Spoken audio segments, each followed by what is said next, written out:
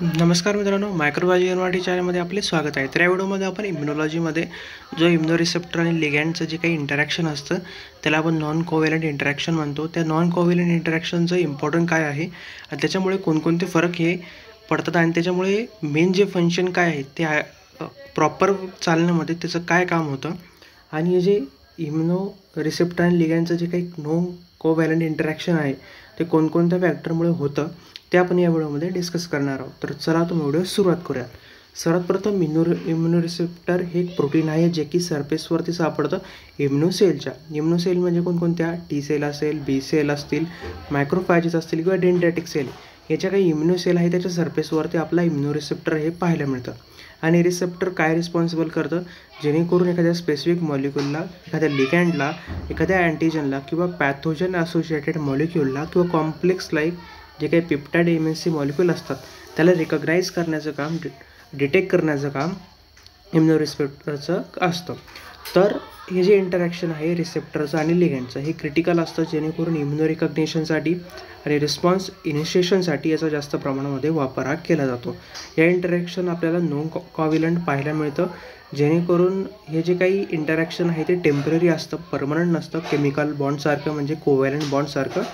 पण हे इन्स्टेड आपण जर पाहिलं हे कशावरती बेस्ड असतं, कॉम्बिनेशन ऑफ वीकर आणि रिव्हर्सिबल फोर्सेसवरती हे जास्त प्रमाणात बेस्ड आणि डिपेंड असलेलं पाहायला मिळतं.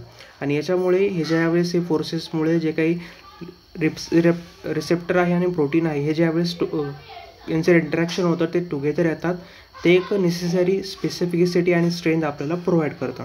तर हे झालं त्याचं इंट्रोडक्शन.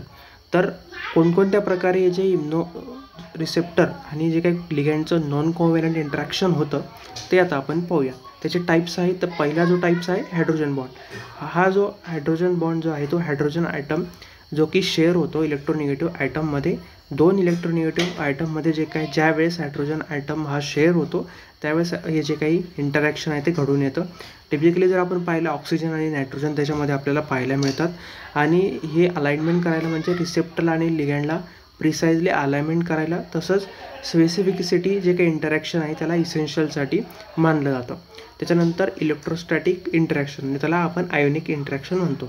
हे आपल्याला ऑपोजिटली चार्ज रिजन असलेल्या लिगँडचं आणि रिसेप्टरचं इंटरॅक्शन हे पाहायला मिळतं. ज्या वेळेस ऑपोजिटली चार्ज रिजन हे एकमेकांना अटॅच होतात म्हणजे रिसेप्टर आणि लिगँड अटॅच होतो त्यावेळेस हे जे काही इलेक्ट्रोस्टॅटिक इंटरॅक्शन किंवा ionic interaction carry out occur झालेलं पाहायला मिळतं. हे पॉझिटिव्हली याच्यामध्ये कसं असतं, एक्झाम्पल जर तुम्ही पाहिलं एखादा पॉझिटिव्हली चार्ज अमायनो ॲसिड असेल तो अट्रॅक्ट करतो निगेटिव्ह चार्ज रिजनवाल्या एखाद्या लिगँडला किंवा आयनिक बॉन्डला, त्याच्यामुळे जे काही इंटरॅक्शन आहे ते इनिशिएट व्हायला मदत होते. तर इलेक्ट्रोस्टॅटिक इंटरॅक्शनमध्ये ऑपोजिटली चार्ज रिजन असलेले जे काही रिसेप्टर आणि लिगॅमेंट आहे त्याचं इंटरॅक्शन आपल्याला पाहायला मिळतं.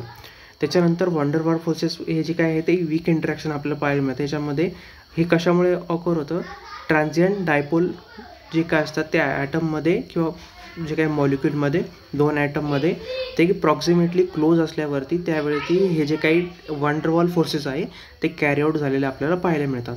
आणि हे इंडिव्हिज्युअली वीक आणि खूप कमी फोर्स असलेलं जे काही वंडरवॉल फोर्सेस आपल्याला पाहायला मिळतं हे सिग्निफिकंटली ओव्हरऑल बाइंडिंग स्ट्रेंथला कॉन्ट्रीब्यूट करण्यासाठी जास्त प्रमाणात वापरलं जातं.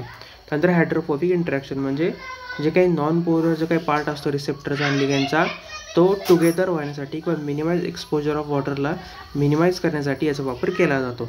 आणि हे जे काही इंटरॅक्शन आहे ते स्टॅबिलाइजला आणि तसंच जे काही बाइंडिंग आहे वॉटर एन्व्हायरमेंटचं ते बॉडीमधल्या म्हणजे जे काही वॉटर एन्व्हायरमेंटचं काही बॉडी आहे त्याच्यामध्ये बाइंडिंग करण्याची ॲबिलिटी किंवा स्टॅबिलाइज करण्याची ॲबिलिटी याच्यामध्ये आपल्याला पाहायला मिळते.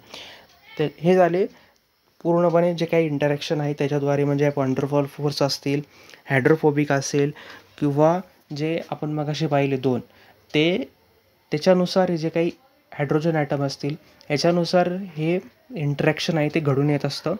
आणि एक्झाम्पल जर विचार केला जे टी सेल रिसेप्टर आहे ते पेप्टाइड MSC कॉम्प्लेक्ससोबत कसं इंटरॅक्शन करतं ते पाहूयात. ते TCR काय करतं, स्मॉल पेप्टाइडला रिकग्नाइज करतं जे की अँटीजन प्रेझेंटेड असतात MSC मॉलिक्यूलपासून. ते अँटीजन प्रेझेंटिंग सेल हे त्याच्यावरती प्रेझेंट असतात. तर मग काय करतात, हे बाइंडिंग ऑकर करून येतं न्यूमरसली जे काही नॉन कोव्हॅलंट इंटरॅक्शन त्याच्याद्वारे हायड्रोजन आयटम असतील, हायड्रोजन बॉन्ड शेअरिंग असेल किंवा वेगळे जे इंटरॅक्शन आहे नॉन कोव्हॅलंट इंटरॅक्शन त्याच्याद्वारे घडून येतं. आणि टी सेल याच्यामध्ये व्हेरी स्पेसिफिक अँटीजनला डिस्टिंग्विश करण्यासाठी याच्यामध्ये अलाउमेंट करण्यासाठी त्याच्यात ॲबिलिटी ही तयार होते. अनदर एक्झाम्पल जर आपण पाहिलं, जे काही अँटीजन अँटीबॉडीचं म्हणजे अँटीबॉडीचं अँटीजनला जे काही बाइंडिंग आहे, म्हणजे अँटीबॉडी हे हायली व्हेरिएबल रिजनमध्ये असतात, जेणेकरून त्याचं प्रिसाइजली पॉकेट हे अँटीजन इपोटोपला होतं. तर हे जे काही बाइंडिंग आहे ते मिडिएटेड नॉन कोव्हॅलंट इंटरॅक्शन किंवा फोर्सेसने होतं, जेणेकरून त्याची जी स्पेसिफिसिटी आहे ती हाय होईल आणि रिव्हर्सिबल जी काही बाइंडिंग आहे ती अनेबल करण्यासाठी याचा वापर हा केला जातो. तर हे 2 मेन एक्झाम्पल आहे, टी सेल रिसेप्टर जे काही पेप्टाइड एमएससी कॉम्प्लेक्ससोबत होतं आणि अँटीबॉडीचं अँटीजनसोबत जे काही कॉम्प्लेक्स हे फॉर्मेशन होतं, जे की नॉन कोव्हॅलंट फोर्सेसने होतं. हे झालं त्याचे एक्झाम्पल. तर हे इम्पॉर्टंट काय आहे, हे नॉन कोव्हॅलंट इंटरॅक्शन हे रिव्हर्सिबल आहे, जेणेकरून जे काही इम्युनो सेल आहे ते स्कॅन होतात मोठ्या प्रमाणामध्ये. एखाद्या सेलला टी सेल रिसेप्टरला किंवा इम्युनो रिसेप्टरला वेगवेगळे लिगँड जर स्कॅन करायचे असेल तर त्याच्यामुळे ते करू शकतो आणि क्विकली करू शकतो. आणि हे जी स्पेसिफिसिटी आहे ती इम्युनो रिस्पॉन्सला डायरेक्टली जे काही प्रिसाइजली अगेन्स्ट करते, म्हणजे पॅथोजनला. म्हणजे काय होतं, आपल्या बॉडीमध्ये जर उदाहरण दिलं तर हे जे इम्युनो रिसेप्टर आहे आपल्या बॉडीतल्या जे काही सेल आहेत त्याला ओळखतो पटकन.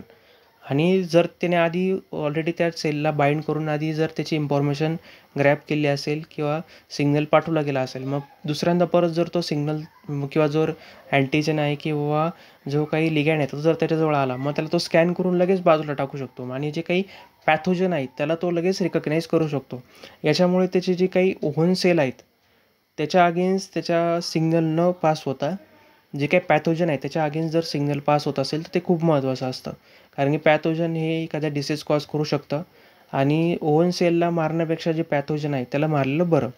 आणि हे जे काही ॲफिनिटी आहे, म्हणजे हे दोघांची रिसेप्टर आणि लिगँड बाइंडिंगची जी काही ॲफिनिटी आहे ती डिटरमाइन करते, जेणेकरून जे काही नॉन कोव्हॅलंट इंटरॅक्शन त्याचं नेचर आणि नंबर किती प्रमाणात आहे. तसंच जे काही मल्टिपल रिसेप्टर आणि मल्टिपल पार्ट याच्यामध्ये काम करत असतात बाइंडिंगमध्ये लिगँडचं आणि रिसेप्टरचं, त्याच्यामुळे त्याची जी काही बाइंडिंग स्ट्रेंथ असेल तीसुद्धा ओव्हरऑल आपल्याला जास्त झालेली पाहायला मिळते, इन्क्रीज झालेली पाहायला मिळते. आणि ह्या ज्या काही प्रॉपर्टीज आहे नॉन कोव्हॅलंट इंटरॅक्शनच्या, त्याच्यामुळे जे काही इम्युन सिस्टम आहे त्याचं फंक्शनिंग प्रॉपर व्हायला मदत होत असते आणि त्याच्यामुळे फास्ट, स्पेसिफिक आणि रेग्युलेटेड रिकग्निशन हे होऊ शकतं. त्याच्यामुळे जे काही वास्ट एरिया आहे फॉरेन सबस्टन्ससाठी तो ओपन होण्यामध्ये ते काम करू शकतं. तर या व्हिडिओमध्ये आपण नॉन कोव्हॅलंट इंटरॅक्शन पाहिलं इम्युनो रिसेप्टर आणि लिगँडचं. जर तुम्हाला माझा व्हिडिओ आवडला असेल नक्की व्हिडिओ लाईक करा आणि चॅनल सबस्क्राईब करायला विसरू नका. चला भेटूया पुढच्या व्हिडिओमध्ये.